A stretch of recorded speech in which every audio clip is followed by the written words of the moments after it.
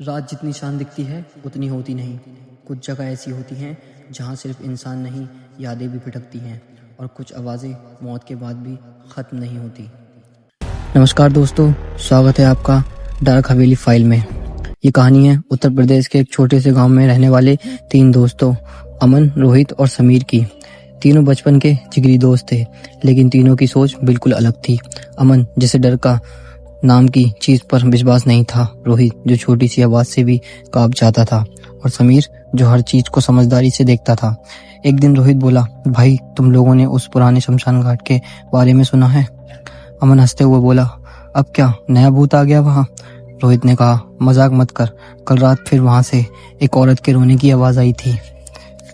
समीर ने कहा, लोग कहते हैं वहां कई साल पहले एक लड़की को जिंदा जला दिया गया था। उसी समय चाय की दुकान के कोने में बैठा एक बूढ़ा आदमी उनकी बातें सुन रहा था। उसकी आंखें अजीब थी, चेहरे पर राख लगी हुई थी। गांव वाले शमशान वाला बाबा कहते थे उसे। बाबा धीमी डरावनी आवाज में बोला, उस घाट का नाम भी मत लिया करो। रोहित धीरे से बोला, क्यों बाबा?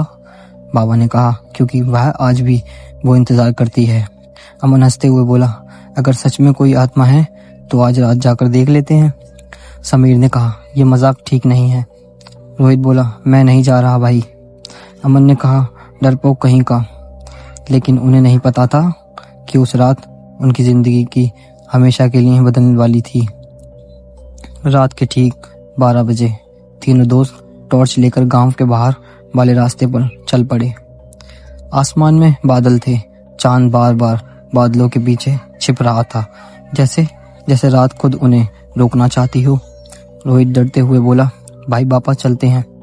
अमन ने कहा, अब डर लग रहा है। अचानक झाड़ियों में से कुछ हिलता है। समीर बोला, भाई रुको, वहां कौन है? अमन बोला, कोई नहीं, तुझे वहम हुआ होगा। फिर वो आगे चलने लगते हैं। जैसे जैसे वो शमशान के करीब पहुंच रहे थे, हवा ठंडी होती जा रही थी, और तभी अचानक औरत के रोने की आवाज चारों तरफ गूंजने लगती है। मुझे छोड़कर मत जाओ। रोहित ने बोला, भाई तुम लोगों ने सुना ना?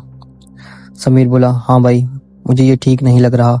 और फिर वो पहुंच गए पुराना शमशान घाट, जहां आधी जली चिताएं, टूटे हुए पत्थर और राख में भरी जमीन मौत की कहानी सुना रही थी। तभी एक आवाज आती है, भाग जाओ यहाँ से। तभी अमन की नजर एक लाल चुन्नी पर पड़ती है। वो आधी जली हुई थी, जैसे जैसे किसी ने उसे आग में फेंका हो।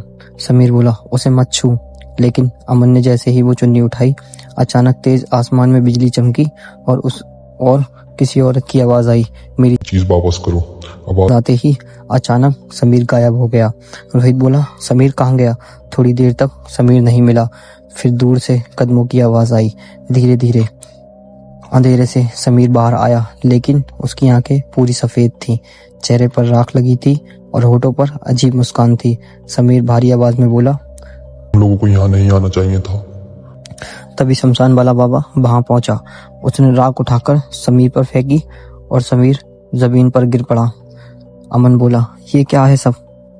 बाबा ने कहा, 25 साल पहले गांव वालों ने एक लड़की को डायन समझकर जिंदा जला दिया था, लेकिन उसकी आत्मा आज भी इंसाफ चाहती है। अब तीनों दोस्तों के पास सिर्फ एक रात थी, या तो वो उस आत्मा को मुक्ति दें या फिर खुद एक शमशान का हिस्सा बन जाएं।